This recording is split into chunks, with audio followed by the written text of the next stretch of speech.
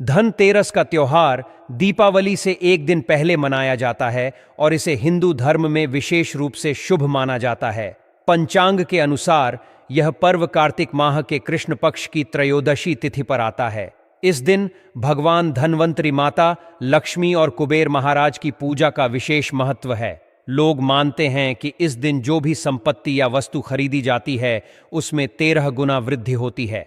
यही कारण है कि लोग इस दिन बर्तनों के साथ साथ सोने और चांदी की वस्तुएं खरीदना शुभ मानते हैं। इस साल धनतेरस का त्योहार 29 अक्टूबर 2024 को मनाया जाएगा। त्रयोदशी तिथि की शुरुआत 29 अक्टूबर को सुबह 10:32 बजे होगी और यह 30 अक्टूबर को दोपहर 1:07 बजे समाप्त होगी। उदया तिथि के अनुसार 29 अक्टूबर को ही यह पर्व मनाना उचित रहेगा। धनतेरस को धन त्रयोदशी भी कहा जाता है और यह 5 दिवसीय दीपावली उत्सव की शुरुआत का पहला दिन होता है। इस दिन लक्ष्मी, गणेश और कुबेर की पूजा करके लोग अपने घरों और जीवन में समृद्धि और शुभता की कामना करते हैं। धनतेरस का महत्व केवल पूजा तक सीमित नहीं है। इस दिन की जाने वाली खरीदारी को भी विशेष महत्व दिया जाता है। लोग सोने, चांदी और पीतल के बर्तन खरीदते हैं क्योंकि इन धातुओं को शुभ माना जाता है। खासकर पीतल का संबंध भगवान धनवंतरी से है, इसलिए इस धातु से बने बर्तन खरीदना आरोग्यता और समृद्धि लाने वाला माना जाता है। इसके विपरीत इस दिन लोहे और एल्यूमिनियम जैसी धातुओं से बनी वस्तुएं नहीं खरीदनी चाहिए क्योंकि इन्हें अशुभ माना जाता है। धनतेरस पर कई लोग सोने, चांदी के आभूषण या सिक्के खरीदते हैं।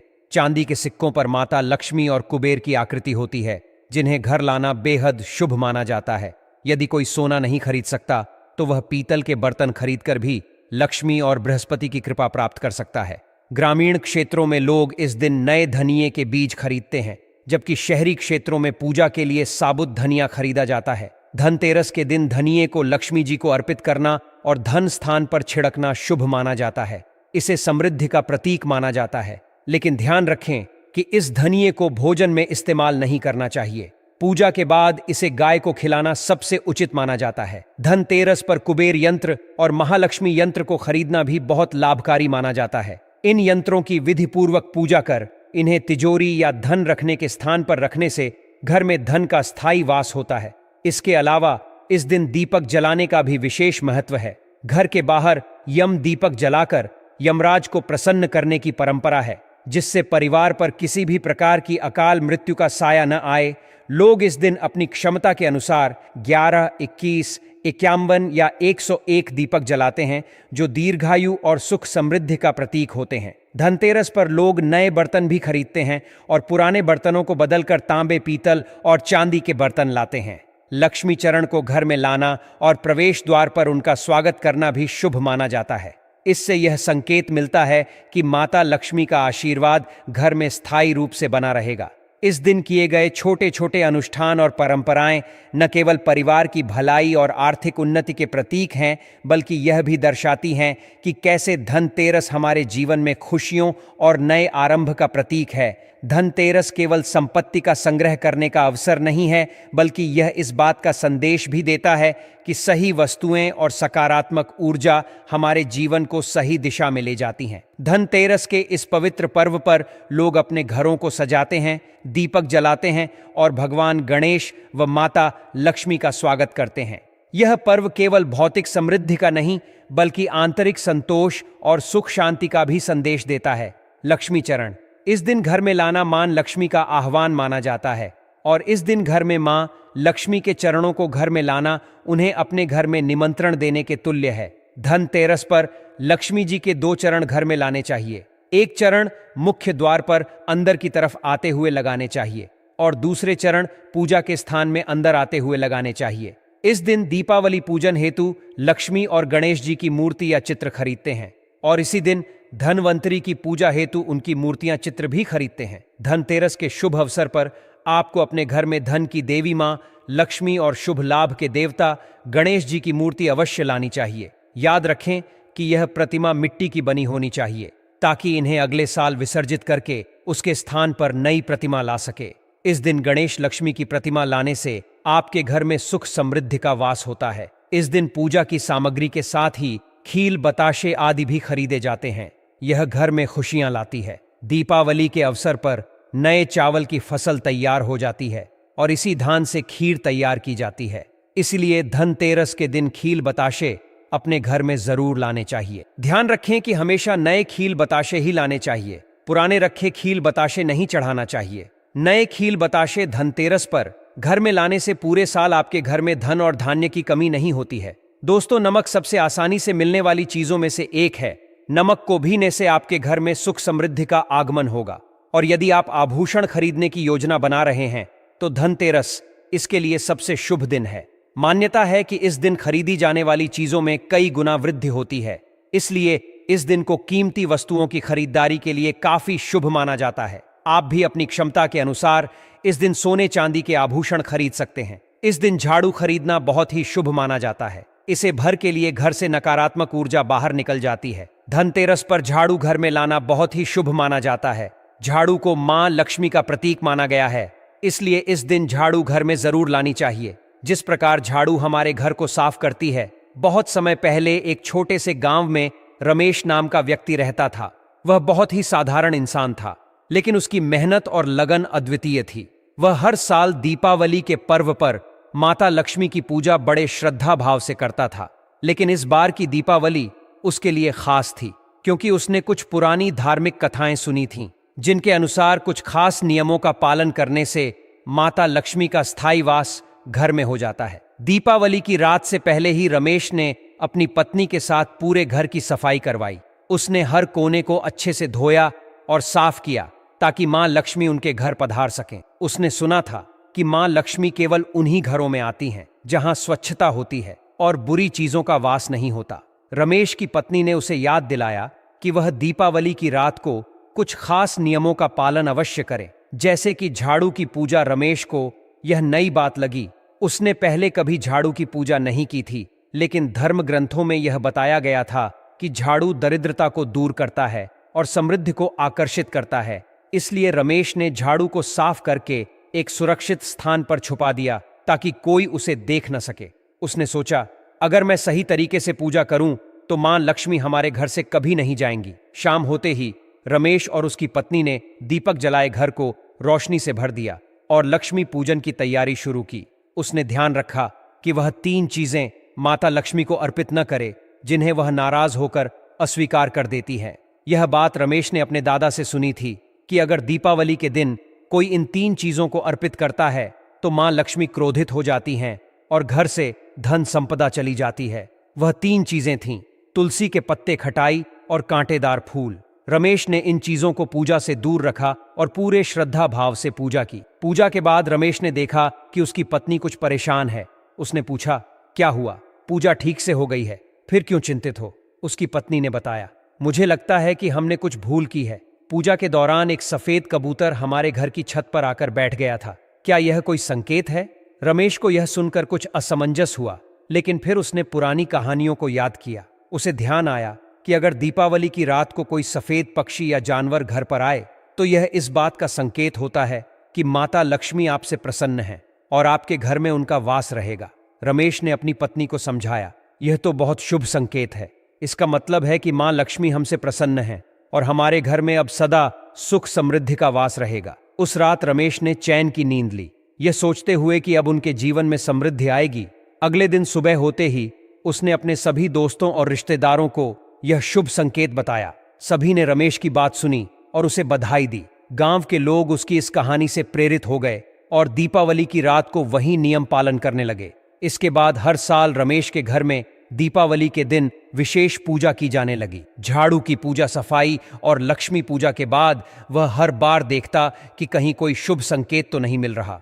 एक साल तो उसकी बेटी ने झाड़ू को एक खास स्थान पर छुपाकर पूजा की थी और उस साल रमेश के घर में अप्रत्याशित रूप से धन का आगमन हुआ। उसका व्यापार भी पहले से ज्यादा सफल हो गया। रमेश यह भी जानता था कि कर्ज लेकर दीपावली मनाना गलत है।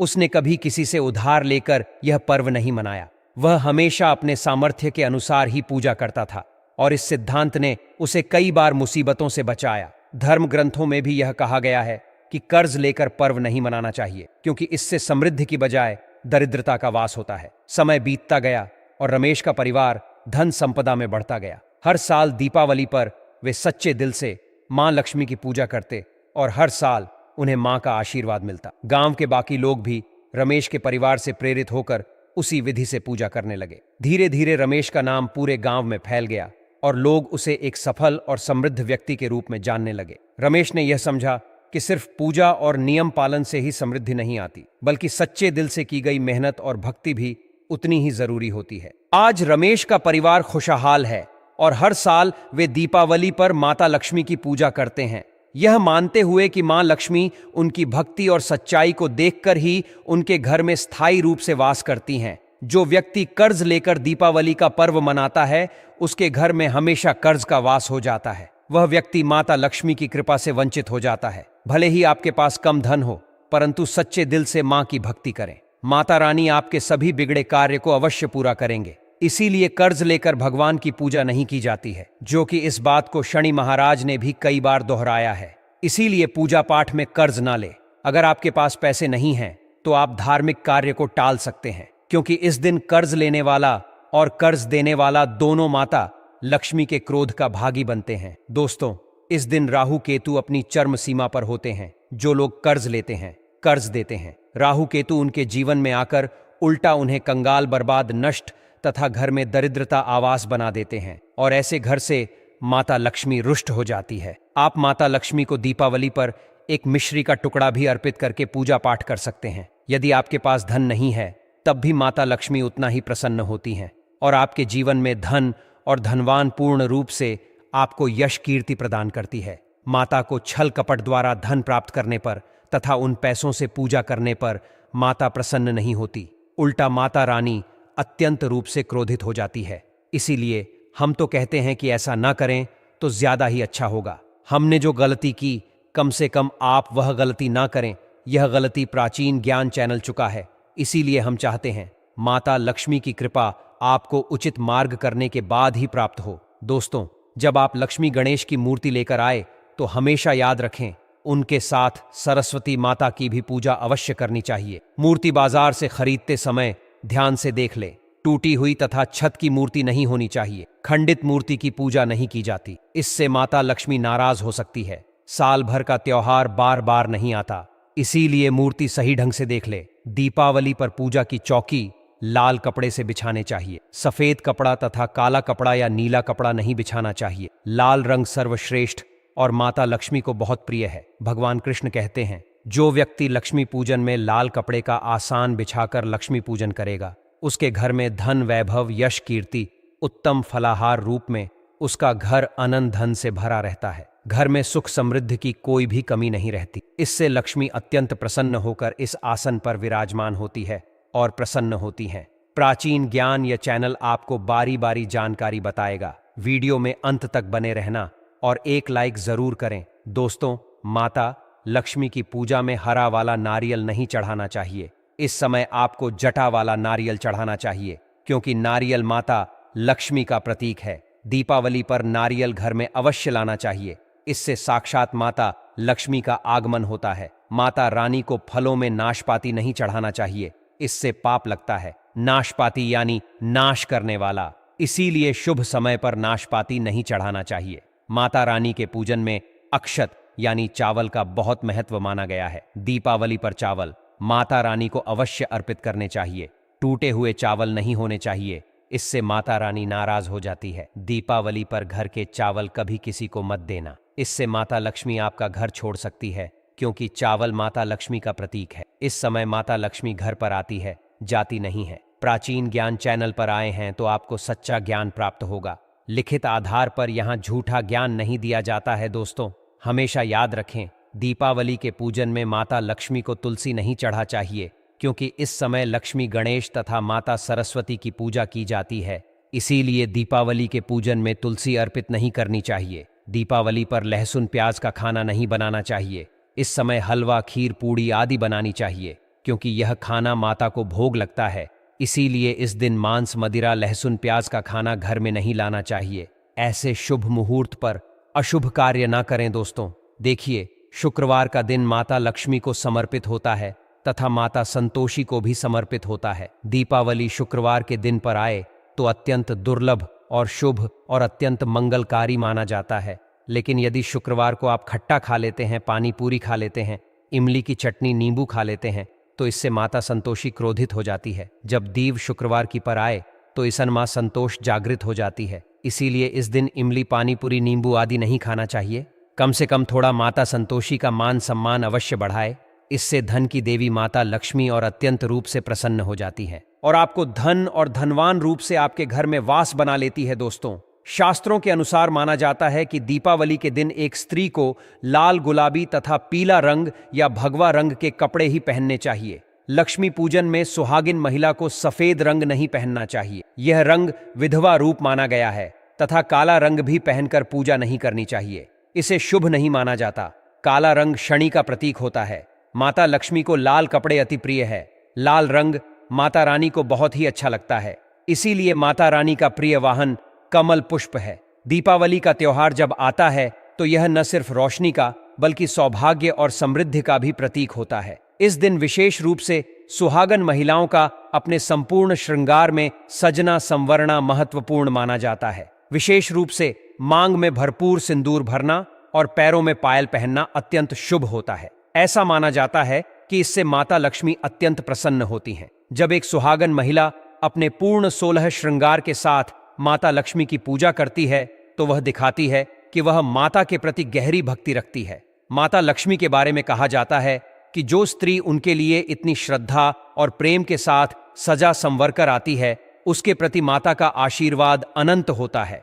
ऐसी स्त्री को अखंड सौभाग्य का वरदान प्राप्त होता है और माता लक्ष्मी का आशीर्वाद उसे धन धान्य से भरपूर कर देता है। वे उसे न केवल आर्थिक समृद्धि प्रदान करती हैं बल्कि घर में सुख, शांति और समृद्धि का भी वास होता है। लक्ष्मी पूजन के समय कुछ विशेष बातों का ध्यान रखना भी जरूरी होता है। पूजा करते समय कोई भी अंगड़ाई लेना या जम्हाई लेना अशुभ माना जाता है।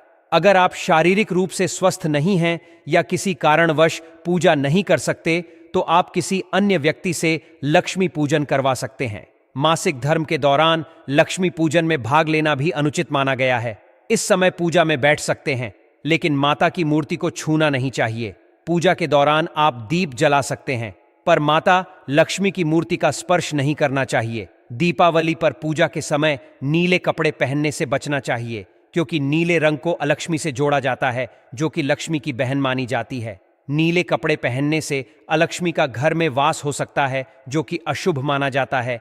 इसके विपरीत लाल रंग के कपड़े बहुत शुभ माने जाते हैं। लाल रंग माता लक्ष्मी का प्रिय रंग है और वे इस रंग की ओर आकर्षित होती हैं। पूजा में लाल वस्त्र धारण करने से माता लक्ष्मी अत्यंत प्रसन्न होती हैं। लक्ष्मी पूजन में चांदी या सोने का सिक्का रखना भी शुभ माना गया है। अगर आपके पास चांदी या सोने का सिक्का नहीं है तो आप 1 रुपए का सिक्का भी पूजा में रख सकते हैं। लक्ष्मी पूजन में धन का होना आवश्यक माना जाता है क्योंकि माता लक्ष्मी धन की देवी हैं। चाहे वह सिक्का छोटा हो या बड़ा, पूजा में इसे अवश्य शामिल करना चाहिए। माता लक्ष्मी कोई भव्य उपहार नहीं मांगती, लेकिन सच्ची श्रद्धा और समर्पण से किया गया छोटा सा अर्पण भी उन्हें अत्यंत प्रिय होता है। दीपावली के दिन माता लक्ष्मी को कमल का फूल अर्पित करना बहुत शुभ माना गया है। कमल का फूल माता लक्ष्मी का वाहन है और उसी पर बैठकर वे प्रकट हुई थीं। इसलिए दीपावली पर माता लक्ष्मी को कमल के फूल का अर्पण करने से वे बहुत प्रसन्न होती हैं। इसके साथ ही भगवान गणेश को दूर्वा घास अर्पित करना भी अनिवार्य माना जाता है।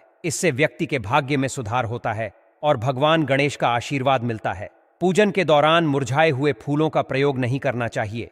ऐसे फूल माता लक्ष्मी को अर्पित करना अशुभ माना जाता है और इसे पूजा भंग करने जैसा समझा जाता है। 5 रंगों के फल और मिठाइयां भी लक्ष्मी पूजन में शामिल करना शुभ माना जाता है। अगर आपके पास 5 रंगों के फल या मिठाइयां नहीं हैं तो आप माता लक्ष्मी को बताशे भी अर्पित कर सकते हैं। सच्चे मन से माता को अर्पित की गई कोई भी वस्तु फलदायक होती है और माता लक्ष्मी उस भक्त पर सदैव कृपा करती हैं। लक्ष्मी पूजन में दीपक को दाईं ओर रखना चाहिए और उसमें लाल बत्ती जलानी चाहिए जो अत्यंत शुभ मानी जाती है। धूप को बाईं ओर रखा जाना चाहिए। पूजा के दौरान सफेद फूल अर्पित नहीं करने चाहिए क्योंकि सफेद रंग बेरंग होता है और इसे माता लक्ष्मी के लिए अशुभ माना जाता है। माता लक्ष्मी सुहागन देवी हैं और उनका सुहाग अखंड है, इसलिए उन्हें लाल रंग बहुत प्रिय होता है। सफेद कपड़े और सफेद फूल अर्पित करने से माता लक्ष्मी नाराज हो सकती हैं और इससे पूजा विफल हो जाती है। अगरबत्ती का उपयोग भी लक्ष्मी पूजन में नहीं करना चाहिए। शास्त्रों के अनुसार अगरबत्ती बांस से बनाई जाती है और बांस में भगवान कृष्ण का वास होता है। भगवान कृष्ण माता लक्ष्मी के पति श्री हरि के रूप में जाने जाते हैं, इसलिए अगरबत्ती का प्रयोग करना अशुभ माना गया है। यदि आप अगरबत्ती का उपयोग करेंगे तो माता लक्ष्मी अप्रसन्न हो सकती हैं और इसका विपरीत प्रभाव भी हो सकता है। दीपावली का पर्व हर साल कार्तिक अमावस्या के दिन मनाया जाता है, लेकिन इस बार अमावस्या तिथि 2 दिन पड़ने के कारण कुछ भ्रम की स्थिति बनी हुई है। हालांकि पंचांग के अनुसार 31 अक्टूबर को अमावस्या तिथि प्रदोष काल और निशिता काल के दौरान लक्ष्मी पूजन करना शुभ होगा। इस साल लक्ष्मी पूजन का शुभ मुहूर्त 31 अक्टूबर की शाम 6:27 बजे से रात 8:32 बजे तक रहेगा। इस समय के दौरान लक्ष्मी पूजन करने से माता लक्ष्मी का आशीर्वाद मिलेगा और घर में सुख शांति और समृद्धि का वास होगा। तो इस दीपावली पर सच्ची श्रद्धा और भक्ति के साथ लक्ष्मी पूजन करें और माता लक्ष्मी से अपने जीवन में अखंड समृद्धि और सौभाग्य का वरदान प्राप्त करें।